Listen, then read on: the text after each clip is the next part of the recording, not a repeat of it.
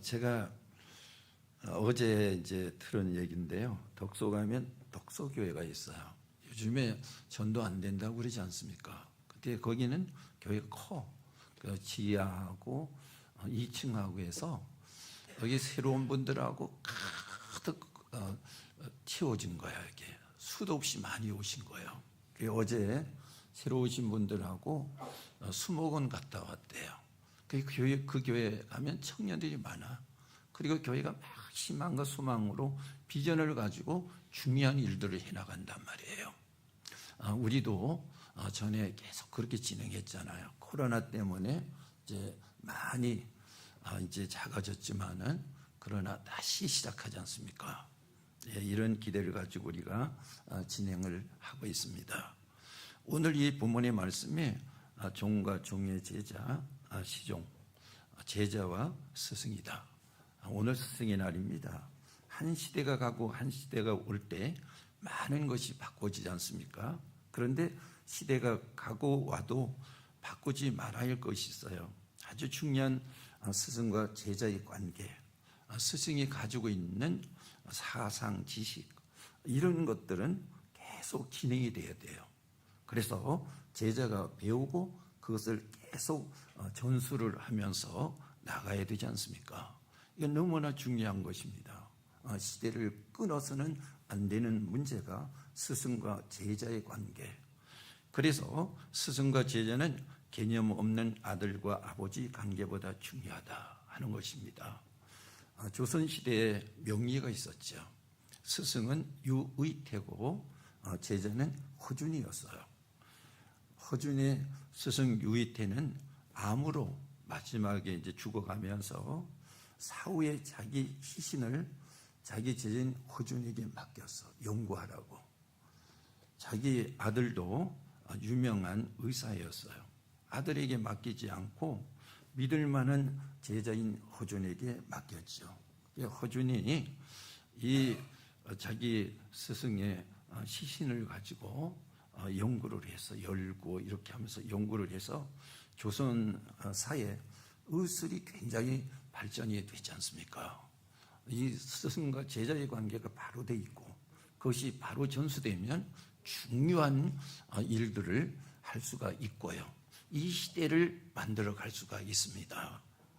본문에 모세가 죽음을 앞에 두고 여호수아에게 안수했습니다. 그것은 전달한다는 의미예요. 무엇을 전달하는가 하면 신명기 34장 5절 말씀에 모세의 칭호를 여호와의 종이라 이렇게 했습니다. 여기에 해당하는 종은 이제 노예를 뜻하는 거예요.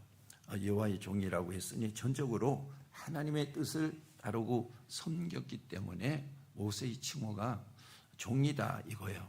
여호와의 종이다 이렇게 했습니다. 그 얘기는 전적으로 하나님의 뜻을 따르고 하나님의 뜻대로 섬겼기 때문입니다.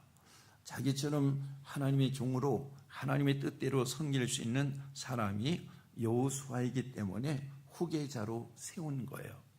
여호수아의 종인 모세가 여호수아를 자기의 시종, 수종자라고 합니다. 모세를 보좌하는 개인 종입니다. 종인 모세가 그의 종의 자리를 여호수아에게 맡기고 있습니다. 모세는 여호수아의 스승으로서 종이죠. 그러니까 여호수아는 종으로서 모세의 제자입니다. 오늘 스승의 날을 우리가 맞아서 참 의미가 굉장히 큰 거예요. 모세가 산에 올라가서 바라보았던 것은 약속의 땅이지 않습니까? 하나님이 가나안 땅을 주시겠다고 약속하셨어요. 모세가 이제 120살이 되었을 때 이제 약속의 땅을 바라보고 있는 거죠. 르보산에 올라가서. 왜냐하면 임종 직전에 자기가 들어갈 땅을 이제 바라보고 있는 거예요. 이것을 우리에게 말씀을 하고 있습니다. 그러니까 자기는 못 가지만은 이 땅을 누구를 통해서 백성을 이끌고 들어가야 되겠습니까? 오늘 자기가 신임하고 믿었던 제자 여호수아를 통해서 들어갈 땅인 거예요. 이것을 바라보고 있는 것입니다. 여러분, 우리는 우리 대에 내가 한다고 생각하지만은 우리들의 내가 하는 것도 있고 내가 못하는 것도 있습니다. 근데 누구를 통해서 합니까? 우리가 자식들을 통해서 하지 않습니까? 근데 자식이 제자인 자식이 있어요. 그 자식을 통해서 그 일을 할 수가 있어요. 가정 단위로. 우리가 교회 다니다 보면 정말로 교회의 목적에 맞고 그것을 이룰 수 있는 사람을 통해서 그 일을 할 수가 있는 거예요. 이것이 스승과 제자의 관계로 딱 정해놓지 않았지만은 이것이 교회의 본뜻이고 이것이 교회를 전수해 나갈 아주 제자로서 그 사명을 가진 사람을 통해서 진행하면서 이룰 수 있다 하는 것입니다. 이것을 우리 교회 안에서도 볼 수가 있지 않습니까? 그래서 우리가 평신도 사역자를 세우면서 훈련을 시키고 간사를 세우면서 그 간사들을 통해서 우리 교회에 원래 세워놓은 그 목표 비전을 전수하면서 진행해 나가고 있습니다. 그렇기 때문에 전혀 요동하지 않는 거예요. 교회도 우리가 영적으로 볼 때 영적인 스승이 있고 영적인 제자가 있어요. 오늘 이것이 잘 구비되어 있는 상태를 통해서 진행이 되어 나간단 말이에요. 이것들을 우리가 보면서 그런데 오늘 이 모세가 자기가 이제 약속의 땅을 바라보면서 여호수아에게 안수했다 이거죠. 자기가 할 것을 자기의 종이고 제자인 여호수아에게 전달했다 이 뜻을 가지고 있습니다. 여호수아가 그 일을 대신해야 되잖아요. 대신할 수 있는 사람이 없을 때 그 다음에 일을 진행할 사람이 없을 때 해야 될 일이 끊어지고 마는 거예요. 이건 너무나 중요한 것입니다. 교회가요, 이것을 전수해서 해나갈 사람이 없으면 그 교회는 거기서 끊어집니다. 가정도 역시 마찬가지입니다. 가정에 중요한 것을 가지고 있지만은 그것을 이어서 나갈 사람이 없으면 그 가정이 끊어지는 것입니다. 사람이 있다고 해서 계속 진행되는 것이 아니라 그 귀한 것을 이끌고 나갈 수 있는 사람이 되어야지만 계속 진행을 할 수가 있어요. 그래서 스승과 제자의 관계는 사람의 관계를 떠나서 계속 세워놓은 목표와 비전을 이룰 수 있는 하나의 연결된 조직이라는 거, 엄청난 것입니다. 그러니까 우리나라로 말하면 다음 것을 이끌어갈 수 있는 이 인재들이 있어야 되는데 인재들이 없으면 이것이 그냥 소리만 크죠. 나라를 더 이상 발전시킬 수가 없습니다. 교회도 역시 마찬가지죠. 그래서 우리가 사람의 스승과 제자의 그것만 보는 것이 아니라 우리가 현실에서 우리 사회 구조, 국가의 구조, 그리고 교회의 구조, 가정의 구조를 스승과 제자의 관계 속에서 볼 수 있어야 된다 이 얘기입니다. 여러분, 이것이 만들어졌고 이것이 이루어져 가고 있느냐 하는 것입니다. 너무나 중요한 문제지요.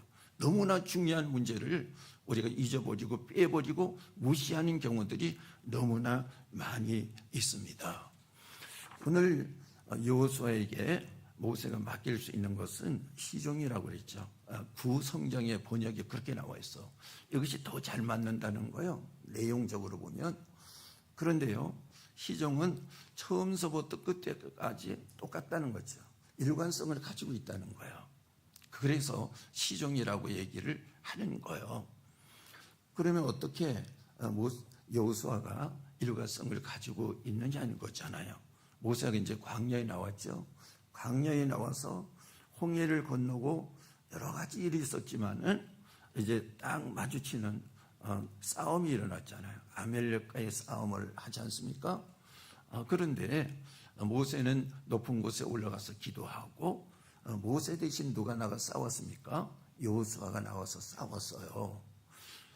그리고 이제 2달이 지난 다음에 이제 하나님의 언약하신 가나안 땅에 우리가 먼저 들어가서 정탐을 하고 오자. 그래서 12명을 뽑아서 보냈지 않습니까? 여기서 여호수아가 12명 중에 포함된 사람이에요. 40일 동안 가서 정탐을 하고 돌아왔죠. 민수기 13장 14장에서 보면 보고를 합니다. 모세에게 보고를 하는데 그 땅은 젖과 꿀이 흐르는 너무 좋은 땅입니다. 그러면서 큰 포도송이를 어깨에 메고 왔어요. 이만큼 좋은 땅입니다. 보고는 12명이 똑같았어요. 그런데 그 다음에 문제가 있었던 거예요. 10명은 거기는 좋기는 하지만 우리가 못 갑니다. 그런데 2명인 여호수아 갈렙은 갈 수가 있습니다. 왜냐하면 하나님의 언약해서 우리에게 주기로 한 땅이기 때문에 우리가 가면 하나님께서 그 땅을 우리에게 주실 것입니다. 근데 10명은 못 간다고 그랬잖아요. 왜 못 갑니까? 그곳에 사람들은 아주 그들이 살고 있는 곳에 요새화시켜서 남이 그곳에 침략을 해서 들어갈 수가 없습니다. 그리고 군사가 잘 만들어지고 무기가 잘 있어서 우리가 광야에서 이렇게 거지와 같이 이렇게 사는 우리로서는 들어갈 수가 없습니다. 이렇게 하니까 여러분 사회 구조는 이렇게 되죠. 여기가 힘이 세다 그러면 그쪽으로 다 가는 거예요. 옳고 그런 것을 떠나서 여기도 마찬가지예요.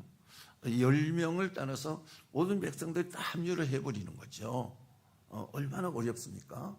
이럴 때도 모세 앞에 서서 여호수아는 시종일관 하나님의 언약의 땅이면 가면 됩니다. 모세와 일치가 되는 거예요. 마지막 순간까지도 모세와 일치를 하고 있다는 거죠. 그렇기 때문에 시종이죠. 시종인데 눈의 아들 여호수아라고 그랬죠. 보잘것 없다는 거예요. 눈의 아들 여호수아라고 하는 것은 보잘것 없는 출생이라는 거잖아요.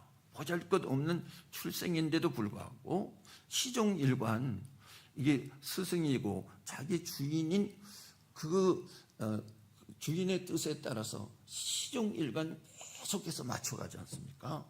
그래서 중요한 일을 바로 여호수아에게 맡기면서 지도자의 자리도 맡기죠. 그런가 하면 자기가 진행했던 스승으로서 제자로 세워서 맡기지 않습니까? 이런 모습들이요, 진정한 요즘에 세상에서도 그렇고 우리가 보는 학교에서도 그렇고 교회 안에서도 그렇고 진정한 스승과 제자 간의 일이다 얘기입니다. 제자는 스승은요, 제자를 그냥 지식 전달하는 것이 아니에요. 그 사람의 인생을 만들어주는 것이 바로 스승이란 말이에요. 요즘에는 학교에서도 지식 전달을 하지 않습니까? 글로 끝나지 않아요. 인격을 만들어주지를 못하는 거예요. 그런데 모세는 여호수아에게 이제 지식, 이 언약도 전달해주고 미래 비전도 전달해줬지만은 신앙, 믿음도 전달해주고 그리고 모세와 같은 담대한 담력도 전달해주고요. 그리고 그 인격도 전달해줬단 말이에요. 이게 스승이 제자들에게 하는 일이란 말이에요. 여러분, 교회는 그냥 여기서 감성에 취해서 그냥 하는 것이 교회가 아니고 교회 성도들이 여러분 구원을 이루어 나갈수록 해줘야 되지 않습니까? 그렇지 않으면 신앙을 바로잡고 그리고 그 사람의 정신과 삶까지도 만들어주는 것이 교회잖아요. 그래서 빛과 소음이란 말이야. 근데 요즘에는 감성에 의해서 이끌어가는 시대가 아닙니까? 여러분, 감성에 의해서 이끌어갈 때는 그때는 불타오르지만은 나중에 보면 아무것도 얻을 것이 없어요. 이런 것들을 우리가 지금 시대에서 다시 봐야 되는 것입니다. 제가 오늘 여러 가지 일 때문에 시간이 많이 흘려서 이제 짤막하게 요약을 해서 말씀을 드리는데요. 한 가지 말씀을 드리도록 하겠습니다. 여러분, 우리 교회 안에 이게 이 프린트를 제가 이제 몇 부를 해놨습니다. 왜냐하면 이것을 보라고. 제가 이제 우리 교회 안에서도 기억되는 사람들이 있을 거예요. 10년 전에 제가 청년과 우리 성도들에게 그런 얘기를 했습니다. 왜 공부를 하느냐? 우리가 일반적으로 보면 공부를 하는 목적이 직장 때문에 하는 거다.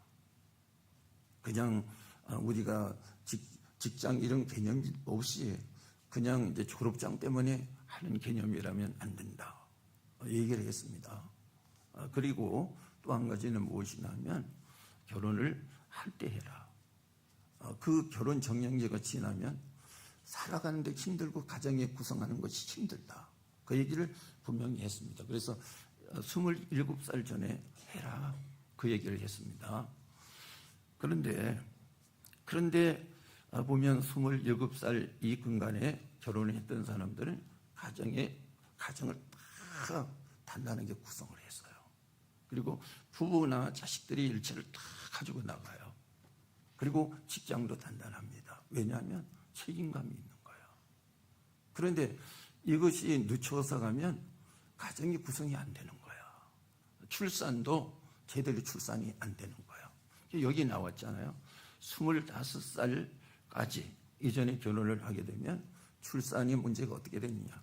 지금의 현재 문제에 비교해서 2.5배 출산을 더하게 된다. 당연한 얘기 아닙니까? 하나님이 말씀은 당연한 말씀이에요. 제자와 스승 간의 관계를 이어서 나가는 것이, 이것이 그냥 스승이 아니고 그냥 제자가 아니에요. 거기는 자신의 두 사람의 문제만 있는 것이 아니라 거기는 그 공동체의 문제가 있는 거예요. 공동체. 이스라엘이라고 하는 언약의 공동체 문제가 있단 말이야. 그렇기 때문에 스승과 제자라고 하는 것은 이스라엘의 공동체 앞에 운명이 놓여있기 때문에 마구 세우지를 않고 모세가 가졌던 정체성, 모세가 갖던 비전, 모세가 가졌던 이스라엘 가나안에 들어가면 나라를 이룰 계획, 이것들이 이 여호수아에게 이미 전수되어 있었던 것이에요. 그래서 모세가 이제 운명을 하면서 그 자리에서 지도자 아니에요. 나라를 이끌고 나가는 대표란 말이에요. 그때는 왕이고 그렇게 되어 있지 않으니까 지도자이고, 또 자기가 세운 이 계획들을 이루어 나갈 바로 제자인 여호수아를 세웠다. 이겁니다. 그래서 요지부동하지 않고 여호수아가 모세의 전수받은 대로 믿음도, 그리고 비전도, 그리고 자기의 인격도, 거기에 계획도 끌고 들어갔기 때문에 하나님이 약속한 가나안 땅에 가서 계획을 이루면서 민족을 이루고 나라를 이루어 나갔다 하는 얘기입니다. 너무나 중요한 얘기입니다. 저는 목사라고 했을 때 잘하는 것도 중요하지만 정말로 하나님이 주시는 말씀대로 성도들을 만들어 양육해서 세우는데 그 근본적인 목적이 있다고 저는 봅니다. 여러분 이거 꼭 보십시오. 제가 10년 전에 얘기한 거 아닙니까? 우리 교회도 제가 이제 한 말씀 드리는데요. 이제 어떤 부부가 있어요. 부부가 있는데 제가 평균 나이를 보니까 28이야.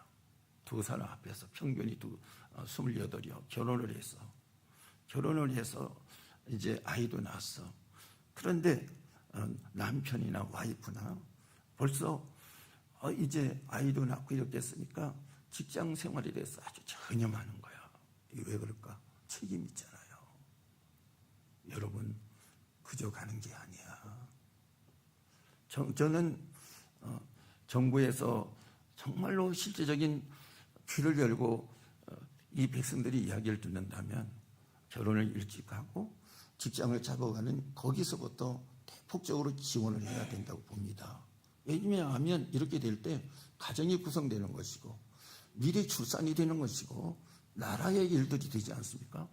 제가요 나이 먹은 목사라고 천만의 말씀, 나이는 먹은 목사라고 이런 얘기하는 게 아니고 지금 선진국은 어떻습니까?